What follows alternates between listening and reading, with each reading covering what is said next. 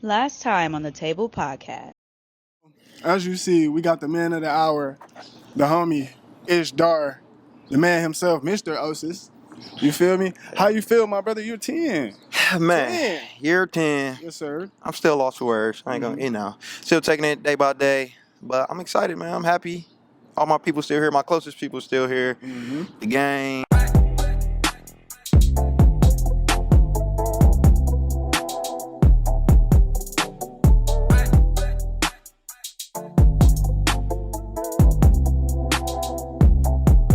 You're tuned in to the 26th episode of the Table Podcast.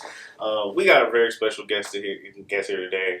I'm at a loss for words already, but journalist. I think philanthropist might be one of the words I'm going for here. Okay. And owner of Positive News Outlet. We got Nyesha Stone in the building. So give a moment for that. I feel like I couldn't do you justice though. Like, how would you describe yourself? And I mean, Carvd N Stone is the thing, but like, what would you say about yourself? What I would say about myself is, how would I say? So it's different though, because if I would describe myself, I would say like I'm more humble and like laid back, but I want the company itself, because we cover positive news, to be what it is. But me myself, like definitely very private. I think I'm hilarious. Okay. Like I cuss a lot. I'm not the most positive person, but my company, I think, is the complete opposite of like what I am. Ooh, okay. I like That, you know what? That actually makes sense for some questions that I have. So shout out you for saying that out the gate. So yeah, the reason again why we're here, y'all, is to celebrate Miss Nyesha Stone and her accomplishments, of course, because that's what we do here at the table. We have people on to celebrate what it is that they do. So, owner of Carvd N Stone, right? Mm-hmm. Take us down that path. What made you want to create a positive news outlet, like only positive original stories? What made you want to create that for our city? As of right now, I think we are the only news company in Wisconsin. We gonna claim it in the I don't whole know. state. I'm not for We sure, gonna claim but it. I know for sure in Milwaukee we are. Yep. But in the possibly in the entire state, there is no one covering solely just only positive news, Yep. and that's why. I mean, it really is no more reason than that. Okay. There is no one else doing it. I watched a documentary. I don't know if I talked about this before, but I watched a documentary, at least not on camera. And it's like Black soldiers or Black Prince soldiers or something like that. But it's an older documentary about the Black media. And it showed me how journalism, especially Black journalists, use media to empower us. You know, and one of the biggest ways is how they got people to move from down south to up here. That was through the newspaper and like Chicago Defender. And so like that's one of the ways. And so through my company, and that was their way of being rebellious. And so I'm literally being rebellious by only covering positive news. Right. Y'all keep saying that like Black, for one, people don't believe Black people live in Milwaukee, and if they do, we steal in cars. All we know how to do is dances, and no shade to that, because we have a great dance culture, but let's really cover the dance culture, because we've been dancing for years. So it's just like people know snippets of the city, and its people, but there's nothing really telling a full story. So I wanted to add on to that story. And I think one thing people get confused with myself and my company is that we're saying that negative news shouldn't exist. Like, let's go back before Carvd N Stone. When I was in school, I was doing investigative journalism. Like, I interrogated a UWM cop because we were doing a story on sexual harassment at UWM. So, like, I know the importance of journalism, but what traditional news is doing right now is not covering that. And so they're only showing the negative sides of what we're doing. So I'm like, hey, shit. Well, I got a talent. Let me show the other sides. And did I know it go this far? Did I know it to turn into a business? Absolutely not. But I realized early on, within a year, the power that I have owning your own media company and specifically doing news and reporting. And so, like, I know what I have has value. But, like, why did I start it? Because no one else is doing it. And no one still is currently doing it. Not here and not in the way that we're doing it. And it's really needed because we have people like you all. We have a lot of creative things in the city, but you have to be the top of the top or very popular for someone to even want to fuck with you. Yeah, that's what sucks too. I would say honestly, even making this connection, like knowing how the scale you are, it's kind of intimidating. Why? I would say because the fear of like being turned down. So I get turned down all the time. I know, and that's kind of why I went ahead with it. Like, truth be told, on camera, I can be honest. I'm gonna be honest. We hit you up a while ago, and you honestly said not right now. And I took that like, okay, I'm gonna keep grinding, or we're gonna keep grinding, we're gonna keep putting out content. And the fact that at that time we wanted you on, but you said no in that moment, and now that you're here again, it just proves, basically to your point and to myself, that like as long as we keep going, you'll be in them rooms eventually. Like those people will come eventually. So. Well, I want to say this though, That like was dope. I'm not big on being interviewed for Yeah, one. for sure. But I'm really not because I'm very transparent, and so like there are certain things like I can't help but to share my story. I can't help to be honest. So you have to be very careful on who you share that with, because there are a lot of people that, and I know the media side, so I'm well trained in it.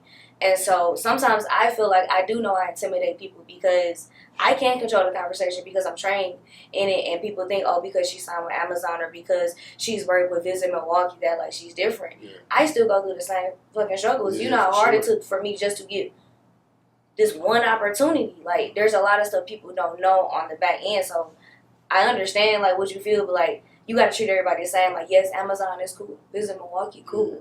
But I still understand the power of coming to us and telling my story with us because I'm still getting pushed out. So it's my job to open up doors for other people in whatever way that may be. So hopefully me being on here will get maybe eventually, you know, like, oh, Nyesha was on here, so maybe another person get on here. Now you're collecting sponsorship. But I totally understand because it's like I want to be in these rooms. I'm having these meetings, and they're still telling me no. So y'all may see like the glitz and glamour, but like it's a lot of things people don't see, and so don't ever just be like, man, we gotta work harder just for that. Because I used to think that way too. Like I gotta work extremely hard so I get to this point with this person. But it's just like, do you even really want to be in a room with that person? Just like you be working so hard to be next to a motherfucker, and they ain't really who they say they is.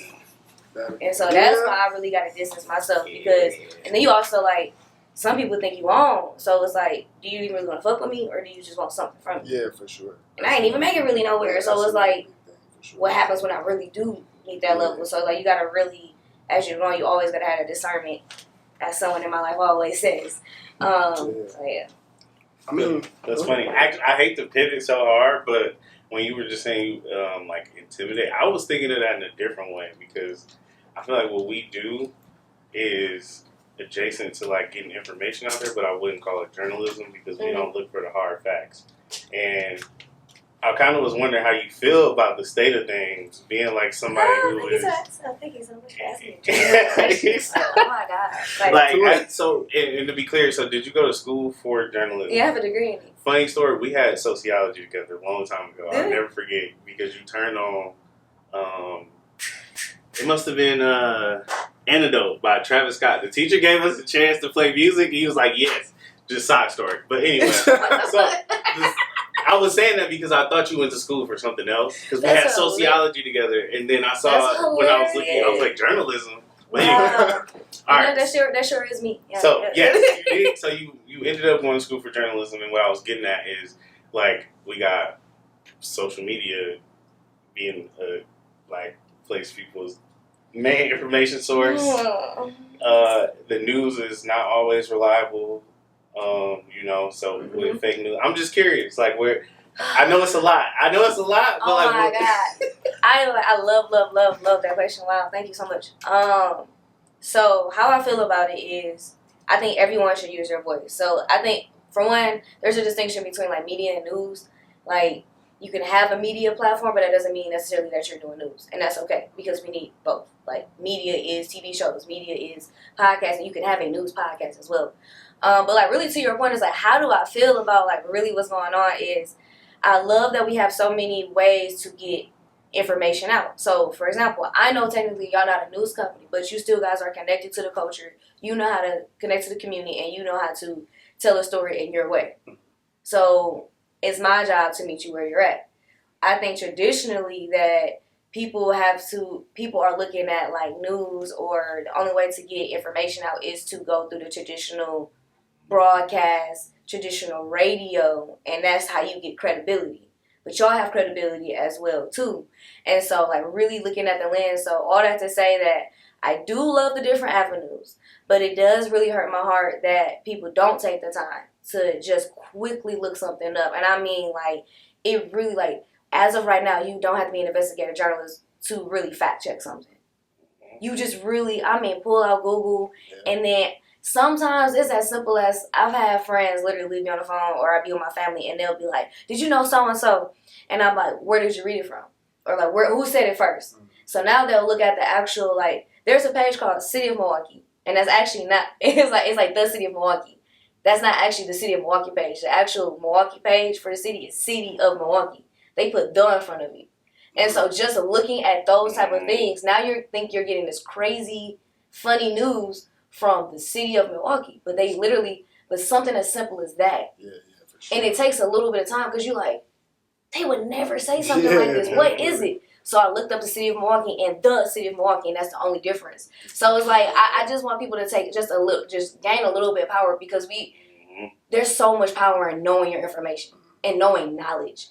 And we really just let a meme, a quick short video tell us everything. And it's like, you weren't even there. You didn't even see the full picture. This person just threw something at her, and now that made her punch this lady. And now you're like, look at this lady just randomly punching somebody.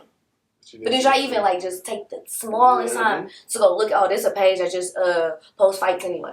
Yeah. Like something as simple as that. So it's like, I love that people have their own platforms, but we have to be smarter, and it's our job. If y'all gonna be storytellers, y'all have to do it correctly, because it's very important. I want Carvd N Stone to be used in history.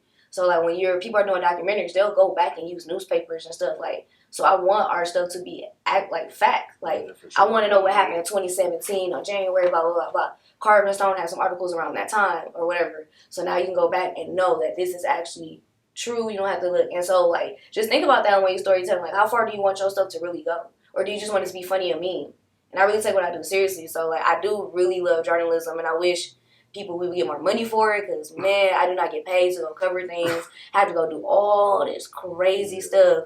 Like I can cover these people for 3 years, but then when I ask them to put an ad placement on my site, they don't want to talk to me. But you want a free story, because it bring you sales. For sure. But that's the way people, media companies, news companies make money traditionally, is through ads. I'm just now getting into that world 8 years later. Yeah. So, but yeah, I love the platforms, but everyone has to do a better due diligence. Do a little research on your people. Don't just come and be like, hey, just tell me your whole story. And it's just like, all right, I can tell you everything, like where help guide me, because it's like it's your platform. And so like I love the platforms, but I think I want to be able to like, or it has to be some type of like training we provide. For sure. Like, cause not everybody needs to go to school, and I've always wanted to provide this as a trade through Carvd N Stone. Like, not like having it written down for years. Like, maybe this accelerated program that people can come through, and now y'all can learn, okay, what does that look like to not necessarily be a journalist, but think like a journalist. For sure. So you don't have to depend on somebody like Carvd N Stone or TMJ4 or whoever it may be. You can go source it for yourself, and that's power in that. Yeah, and now you can really build your numbers, and people come to you like, no, they said that, and I know that's true, because the last time they said something, it was true. I respect that, because when we first began this, that was like one of the things I struggled with, was like figuring out where we would land on. Of course, we don't want to misinform, but how serious are we going to take our information? Mm-hmm. How deep into things, like we brought up Young Thug's case, and it was like, dang, I realized when we was talking about it, I didn't really want to talk about it. Yeah, because I don't have all that information. We didn't have the notes. It was cool. You want to know the realest thing though? Is like, and I tell people this in interviews, because some people, they're like, I've never been interviewed before, I don't want to say the wrong thing. Say that.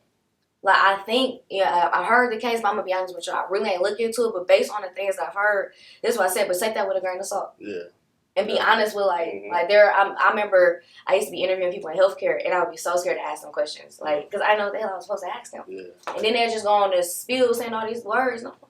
So then I would have trouble writing an article. But now I've learned, like, I don't know, I cannot do my job. So explain it to me like I'm a 4-year-old. Yeah. Break it down. If you can't break it down, you really don't know either. And so we should move on to the next topic. Exactly. No, for real. Facts. That's 100% facts. And I thought, I was like, man, I want to be like, we was like brainstorming. I'm like, I want to be informational, bro. Like, I really want to teach people something. And then once we started like doing more episodes more frequently too, I was like, okay, maybe we just gotta just be a little more like, and this is more of a personal thing I thought about, but like just be more tactful about how I even present information. Be intentional about what you want. Words. Yeah. Just choose your words better and stuff like that. So that's funny to hear. You kind of answered one of my questions. I was wondering, do you feel like people, like, is school a necessity? Is there anything you gained through going to school that you would like recommend to people who are interested in? Look at you. I'm like, this is so good. This is so good. Keep it up, Keith. I love it. Keep it up. Yes, for me personally, I needed to go to school. If it felt like that's how I was going to change my life. I know it was going to be journalism? No. Last minute, I'm like, I like writing. So everything I learned about journalism, I learned at UWM. Mm. So everything, like all of that stuff, the foundational things, like how to conduct interviews. I've always been a pretty good writer, but I was able to take being a writer and like turn it into journalism writing. And now I know that type of writing I can write in pretty much any format. So for me personally, yes, school was what I needed. It took me around the country and gave me the confidence I needed. For other people, do not go to fucking school if like you really don't want to. Like I feel like it's such a waste of time. Like, and it costs too damn much money. It do. It's quite cheese, man. Especially to go up in there doing something you just have no idea. You just going just to go. Just to say you need that shit? Yeah, just to say somebody was like, yeah, man, I think you should go to school. Yeah, I'm gonna go. What you going for? Don't really know. And then you just constantly switching your major. I mean, if we had the luxury, I'm gonna be honest, if we had the money, then maybe I'd be like, go ahead, play around. Yeah, for but sure. I personally ain't got it. Yeah, so sure. I can't just be playing around. So like if you're in a situation like me, I wouldn't just play around. But if you can't go to school and you're interested in journalism, I would say really, really be. Most people find beats, and so like most people like you do healthcare. I'll focus on the healthcare industry or entertainment, whatever. But whatever it is, just research. Like get really good. Question everything. Question everything. I don't even care if somebody like in the article somebody says according to this report, I have to click on the report so I can find it where they said it in the report. Mm-hmm. So like just question everything like that. The simplest thing you can do is question everything. Why is stuff the way it is? Because that's when you find your best stories. Like for example. No, like not even trying to be funny, but you see how like the blinds are like that, right? Yeah. Like why is that material specifically bends like that? And that's a story within itself. Mm. And now you can go look at like what type of material and stuff made of. And now you can probably think of a product that doesn't bend like this. Like there's so many ways you can just train your brain. Thank you for sure. To like really like start questioning everything around you, which can lead to something else. Like I've gotten this far by asking questions. I've been trying to get Wisconsin Fest, and I'm saying on here, I know it's tonight, but I've been trying to get Wisconsin Fest for like 4 years, so only way I can get it is if I ask people, like, how do I get to interview this person? Like, I've asked that so many times, like, do you know this person? How do people get behind stage? Just ask questions. That's the best thing you can do, and research. Look it up.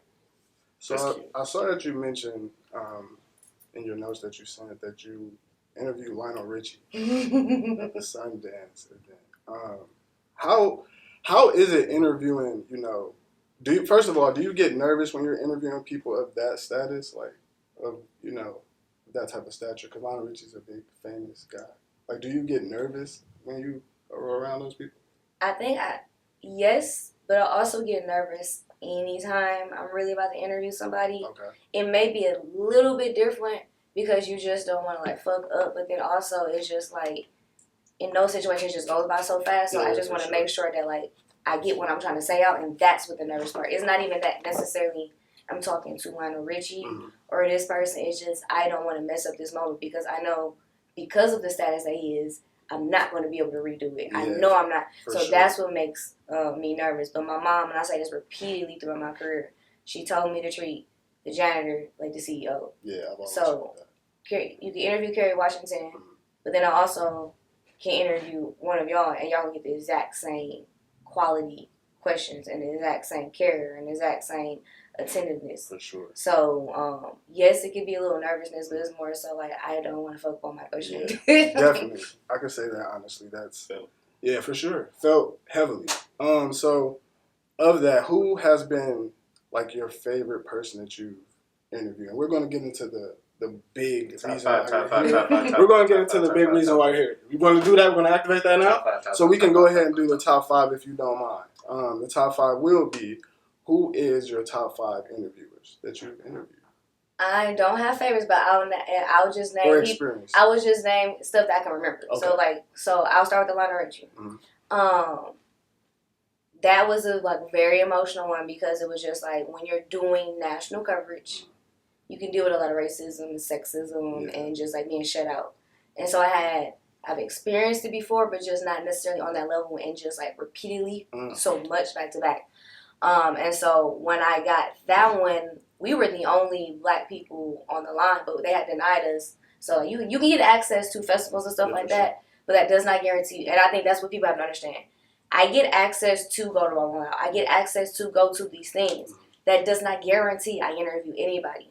All those interviews you see with people is me waiting. Sometimes I waited hours for a minute interview, 30-second interview. Sheesh. And then specifically at that film festival, you have to RSVP. So once you get the press pass, you have to RSVP for every press line you want to be on. Majority of that year, I didn't get most access. So what I did was I waited outside, and it's snowing. We're in Utah, and I waited outside in the cold. And they're like, all right, now 30 minutes went by, hour went by. Now we're gonna finally let her in. Now she's at the thing. So that happened during that situation. And so I'm like, man, I'm the only black reporter here. Like, not even like only independent black news company, but I'm the only black reporter here, period, other than my videographer. And so like I'm just like, and throughout the day I was really dealing with a lot. So I already wanted to break down. And so that's why if you watch that interview, I was like, how have you been able? It was about, so he was there because it was a last minute ad. They were doing We Are the World, and he was the documentary was about how they were able to make that song. Yeah, for sure. And so that was the interview about, what the interview was supposed to be about. And so I was like, how you've had a long career, how are you supposed to deal with how have you been able to deal with like all of this, like as a black man, like how you deal with this stuff, or, whatever, something like that. I asked it better. And then he just looked me in my eye and was just like, he was like, what's behind you? It's behind you. Like, don't worry about it. And then like I knew he saw it. Like I could tell he saw the pain in my eyes. Like I know he directly talked to me in that moment. I knew he did. And so, and he was like, people say they want to be you, but they ain't you. And I'm just like, I just knew he was just like literally talking to me. And so then he hugged me afterwards. Like, didn't ask for none of that. He came directly to me, did the interview, hug. And then he think he called me like a beautiful or something like that, and then that was it. I turned to my videographer and I was like, I'll be right back, I gotta cry. Because I was extremely happy because this black man who was a legend that I saw my whole life, like, just went to Motown Museum, by the way. For sure. Snuck my mom on the phone. But sneak peeks, man. Yeah, I had to. They'll let you do video, but Yeah, I'll FaceTime sure. my mama. Of course, as you should. And so this man that I grew up with, loved his music, literally just saw in me, spoke life into me, for real. Like, truly. So I'm in my head, I'm wondering, has anybody ever done that for him? And then on the flip side, I just dealt with all this shit, so that just released it. So I'm like extremely sad, I'm extremely happy, but I'm at this big festival. And so I went and cried in the bathroom, get my shit together, get back on the press line, and we head out. Yeah. That's amazing. It's amazing to do, man. So that would be your most notable experience. Nothing else. So we got Rich Homie Quan. I'll mention him because R.I.P. So and India Rice is a student reporter I met in Atlanta, and so she occasionally writes for us. And right now she's in New York. So she has sent me. They have Jack Harlow's having a festival, and it's in Kentucky. It's called Gazebo Festival. It's first year he's hosting it, and she knows I love SZA. So that was a selling point for me. Oh, yeah. But I let her know right away. I was like, if I do apply, me and my videographer get top priority. If they allow us a third one, we'll do it. I know you brought us the idea, but it's still business, and everyone gets treated that way. I'm not sorry, but it's business. Sure. And so she was like, okay. I applied, we all three got it. So we went to Gazebo Fest, speed the story up, whatever. No one was introducing us to interviews. Like, you get the access, but that's it. So it just so happened I needed to go to the car for something. Had to go to the car for something. Oh, yes. And when I come back, that's when I see that this is where the artists enter at. So we just basically end up staying right in this area. And Rich Homie Quan ended up coming through.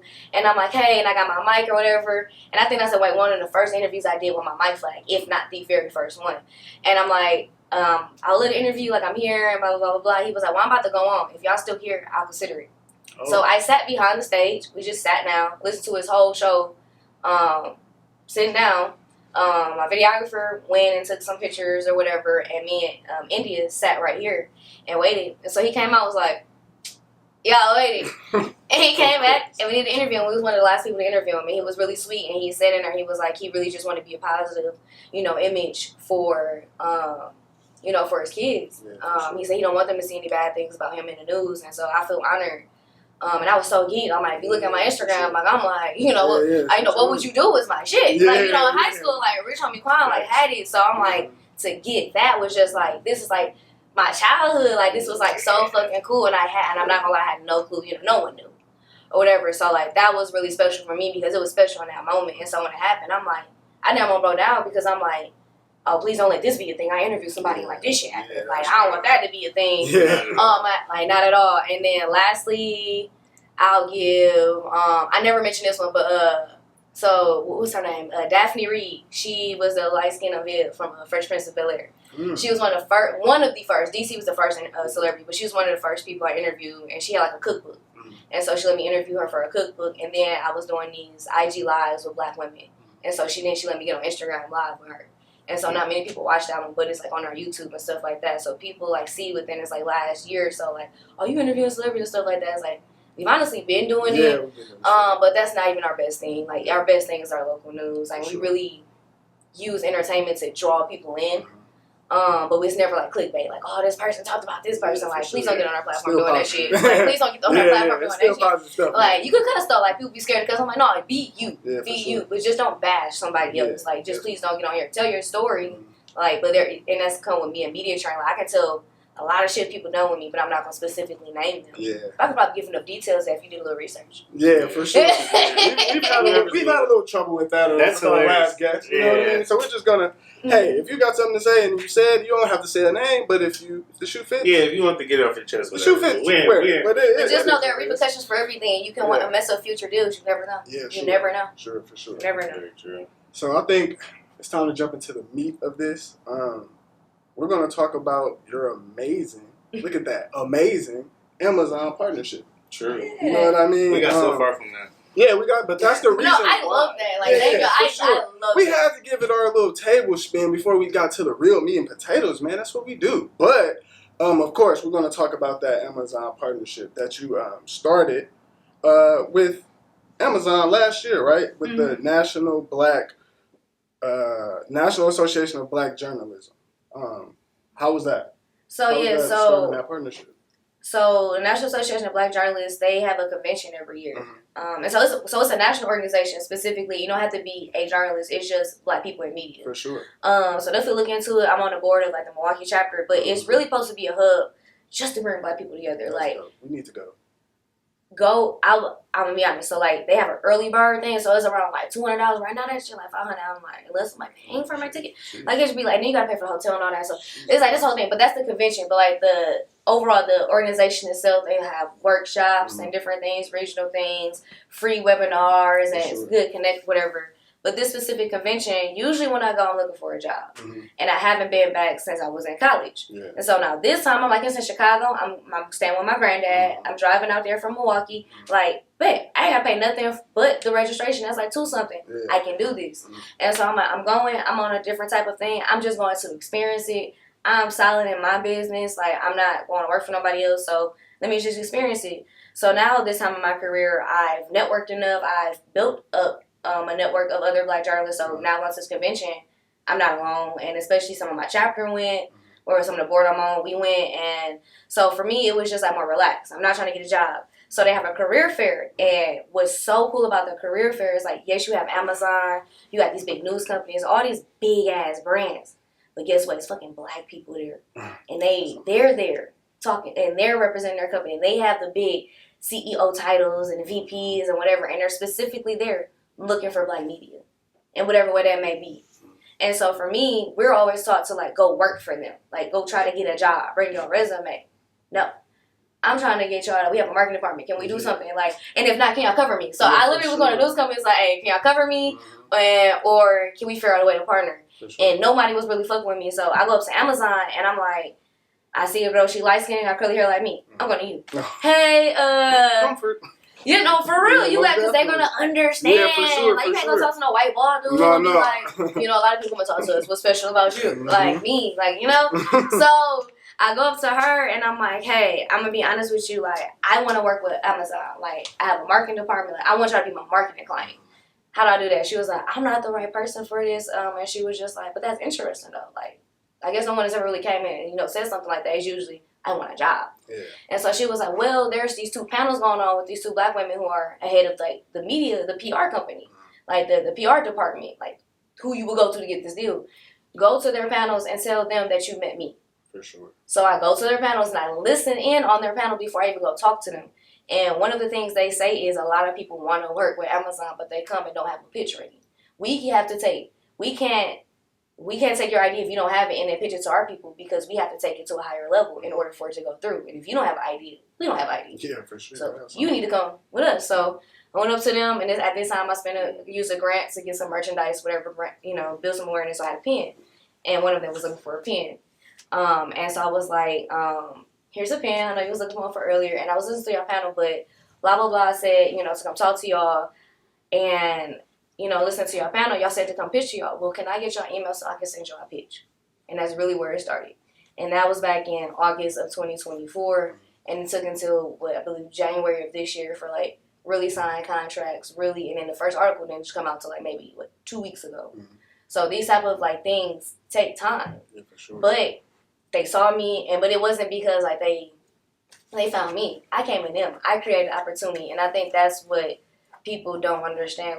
I've been forced to create my own opportunities, and shout out to Amazon for seeing me, but they weren't looking for me. I made them look for me. And then I was able to talk to them, build that relationship first, and be like, all right, I sent y'all a proposal, but that still didn't work out. Can we meet to figure out, what are y'all looking for? Now I have a meeting. All right, now we get that second proposal. We're almost there. Took 3 proposals, 3 of them. But you got to ask questions to be like, all right, I really want this deal. How do we make this work? So we're at a point where it still makes sense for me. I own 100% content. I don't want to take away from my values, but what do y'all need as well, though? I keep telling y'all what I want to do, but what y'all looking for? Mm-hmm. And so that turned into a monthly series of, us highlighting human beings behind Amazon, because people know Amazon is whatever, it's this cool tech thing. But the first article we did is this black woman in Amazon ads around our age, and she's in the head of their department, helping them bring ads to their platform, but she also teaches the black people yoga at Amazon. Important. Okay. So showing that. Mm-hmm. But I think the big thing about this is you have to create your opportunities. I'm going to be honest, a lot of people say no to me, and especially in Wisconsin, I cannot get access to shit. Damn. I'm so serious. That's true. But now I'm like, all right, I got Amazon, so y'all got to let me in. Yeah, I don't even want y'all. Y'all going to come to me eventually. But you have to create your own opportunities, but you got to build that confidence up, because it is intimidating. You want to go meet with these big festivals that are in the city, you want to go meet with these big festivals. And shout out to Milwaukee Film Festival. Shout out to Milwaukee Film Festival. They've been showing me love so much. But you want to have these meetings with these people, and you do. And they literally tell you, you really ain't shit. Dang. Really. Without saying it. They say it in the most professional way, so I learned how to say you ain't shit in the most professional way back to you. For sure. So. I can't wait till I can say you ain't shit to a lot of people. And literally say it though, without even have to say it professionally. No, you ain't shit. And I know you know shit. I can't wait to say it. I can't wait to say it. The moment I say it, ooh, reap you people. Just wait. Just wait, man. I swear. It's just you gotta you take that with a grain of salt though. It really do hurt. I spent so many times being so fucking mad. Why? I just want to cover positive news. Nobody want to work with me. Nobody's showing up for this. We got scholarships away, and I can't even get our following up to 10,000. But then the most negative, outlets that cover Milwaukee are 50,000, 40,000. And I'm even right now we're doing this campaign. Some people was still don't believe that we are who we say we are. And I'm that's another reason why we're doing this campaign. Let the community meet us. It's me. It's somebody from Milwaukee, a black person. I have been struggling. Now I'm finally starting to reap the benefits a little bit. But it's just see me for who I am. And I love this city. I would love if y'all really show me the love back. And really support what we do. And I've been really fighting for that. Just the simplest of not being able to get access to Wisconsin Fest is just crazy to me when I can go to Atlanta and interview Kerry Washington. Yeah. And I've literally reached out to publicists in Atlanta. I've reached out to literally doing all these things. And I'm that's just one small thing of I can't get access to stuff. I literally, how many times I've seen an event after it happened, I'm they was in town. Damn. Or this happened, the city did this. And I'm all I'm asking is for y'all to put me on your media list. Yeah. But on the outside looking in, you see these people praising me. Mm-hmm. We love what she does. Yeah, for sure. We love she is doing amazing things. Well, why won't you interview me? Why won't you give me the look? Why won't you share your article with me? Yeah. Why won't you share your story with me? Because I'm going to take care of you. Mm-hmm. And I promise you we're going to treat you like a celebrity. Yeah. And not just because when you all the way up here, because I see you, how you grinding right now, and I know how much you grinding really going. But when you make it up there too, we can use this article, be I said this first, and now you can even link that. Yeah. So, it's deep though. It's deep. It get real deep. It get deep in that journalism field, man. Sheesh. It's a tough field. I don't want to jump topics. I got something more lighthearted. Yeah. If we All right, you ready? Nothing, I'm ready, nothing. bro. I'm chilling. I'm I'm ready. chilling. All right, so we usually do like a rapid fire. We actually lost it for a while. I feel like we kind of forgot to do it, but I think if you are a lover of Milwaukee, I have like a almost. I just want to name like category. And you name like your favorite place or thing. Like it's gonna be related I know what I want to to eat Milwaukee. today. He's trying to spark something, so Something I'm not like that. Something like that. Exactly. Go So ahead. maybe you got the answer. All right. We're not even gonna time it. We're just gonna have fun with it. Let's go if you like. Favorite mom and pop food shop. So just like a one-off, not a chain. Mikasa. Ooh. Felt that. And the black one, because there's two of them. There's a Hispanic one on Capitol, but no, I like them too though. But I'm specifically talking about the black one. There's Sugar Grits, and that's what I want. Shout out them. Sightseeing. Excuse me. So you know the lakefront, and then you go down, like you know where the coffee shop is on Lake Drive, like it's like Colectivo? Yes, right across the street. If you walk over there, it's a parking lot, and you can walk all the way around, and it's the lake right there. You can literally just walk across the street. That's my favorite part of the city. I feel like a lot of people from here at least will know what you mean. Summer activity. Summer activity, all year activity, roller skating. Felt okay. Business, that can be any business you like just any. Any business. I'm gonna shout out Nadia Johnson because she's let me use her space right now. She owns Jet Constellations and Milky Way Tech Hub, and they're specifically for supporting Black and brown people in the tech ecosystem and creating that here in Milwaukee. And what's that name one more time? Jet Constellations, and then also Milky Way Tech Hub. Shout out to y'all. Nice. All right, shout out to them. Favorite artist, no genre. Who I throw myself birthday parties, and who I've paid to come to my birthday parties before. Mo City, Pepper Stacks. Okay. Shout out to Hakeem and Jasmine. They're not artists, but they're comedians. That works. They were the hosts. Yeah, so yeah, shout them out. No, but yeah, shout out to. Well, I didn't know the other artists you said. I know Mo City and then Paper Stacks. Mo City a lot. I really. They're together all the time. So if you see him, you seen. Okay, yeah, super talented dude. And favorite nightlife activity.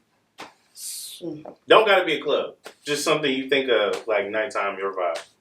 I recently just did it. I like going by the Home Bridge. So if you go by Summerfest, you could go in the certain like parking lot and you can literally see the Home Bridge and just like sitting right there. Okay, that was cool. I should have did regular, but I like doing it specific to the city. I feel like some people really got a love for Milwaukee, so I've been trying to focus in on that. Yeah, we've never done that before. Yeah. That was the first time. Shout out you, man, for bringing that up. Hey. No, that was good. I'm trying, bro. But I really do want some Sugar Grits, so. Sugar Grits. From Mikasa. That's where she's going, y'all. And they got caramel cake, too. They got caramel cake. And let us plug ourselves. We got the food review on the channel. That is out. See? That is out. Swipe a little further back. That is Check that out. Yeah, we did do Cream City Social. We did that with Walt. So yeah, check that out if y'all haven't seen that. That's another one. What is Cream City Social? It is right there on Center. It is a like lounge and a restaurant. Wait, but there's City Social too. Cream City Social Eatery on Center Hotel. So that's where I went. Because I was talking about that place, and somebody else was talking about City Social, which is on like Water Street, which people have been going to. I know City Social. I know that one. Cream City is on Center. City It's on Holton and Center. Holton and Center. Yeah, right there on the corner. Is it black on? Yeah. Of course. Yeah. Of course. Yeah. Look at that. See? Yeah, for sure. So we do food reviews on the channel, and most of them are typically black-owned places here in the city. So yeah, we got that going on too. But yes, this was a dope, amazing episode. Thanks for having me. No, we appreciate you for even coming here. Seriously. And spilling as much as you spilled. This was a lot of knowledge. I just have one thing I want to ask. I think you forgot to ask this. Go so for I'm it. going to steal it. I was just looking at our notes and there was one more question I want to get out there. Ask it, because it might have been a question. Okay, sweet. I'm sorry. This was one of yours, I think. It was something you learned about yourself through the process of building this business. There we go. Come on, man. I love it. I recently just talked to, I believe, my dad about this. But I thought for years I wanted to be famous. Like, I thought that was the epitome of, like, my success. Like, once, like, I used to be like, I'm covering all these people in the city, and I can't even fucking get the beginning of the line of the club. Like, I'm like, damn, I can't even know love. like, that's how I'm like, God damn. Like, so I'm like, if I could just become, like, known, even if that's, like, on a Milwaukee level or a, like, national level, like, that's what I thought I wanted, right? And then the more I got around celebrities, the more I saw what that success looked like, I was like, I'm cool on that. I would like to have the respect though. I want respect. So I don't need nobody running up to me. Oh my God, Nyesha! Please don't do that because it's gonna piss me off. Like, oh my God, like, don't be weird. There have been people like they be like, I know you just interviewed Kerry Washington. They don't know how to talk to me, and I'm just like, I just came from my mama house and ate some fried chicken, and you talking about like, you don't know how to talk to me, like you're going to upset me, and now you probably gonna get a different Nyesha you didn't want. So like, please still treat me as a regular person. Like, if I could be anybody, probably be like Adam Sandler. So what I learned is I don't want to be famous. I do, yes, for sure, want money, but I really truly want the respect, and I don't necessarily care about always. I was like, I have to get the respect of the city, but it's just like. It's just the respect of myself and like the respect of my industry, but just knowing like you doing what you're supposed to do, and if it does, and if the world doesn't see it in the way that you do, that's okay. But like there is no once you make it to this point, it's gonna be like this because like I now have a deal with Amazon. I still feel exactly the same. I'm not even gonna lie. I've had a few thousands come in my account, and I've literally went under many times. So it's like I'm not rich yet, but I know one day it's gonna happen, but one day. But it's just like I don't want to be famous because I still want to live a regular life. But I do for sure want that respect, for sure. Yeah, that's beautiful. The money, the power, the respect. That's what I want. NPR. Take it away, Mike. Yeah, I got to. I had to. But yeah, this was episode 26 of the Table Podcast. It was the homie Key here. Shout out Keys too. We did not. We low key forgot to mention Keys, but Keys. You're always on our mind, brother. He couldn't be here today. That's our other host. Yes, 3. Yeah. So shout out you, Keys. We wish you were here, brother. But yeah, this was a dope episode for the city. And again, we're all about positivity. We're pushing peace and positivity here. So again, thank you, Nyesha Stone from Carvd N Stone for being here, pushing positivity within the city and worldwide. Just all over. Just positive. Shout out you. Both side, we out. Shout out.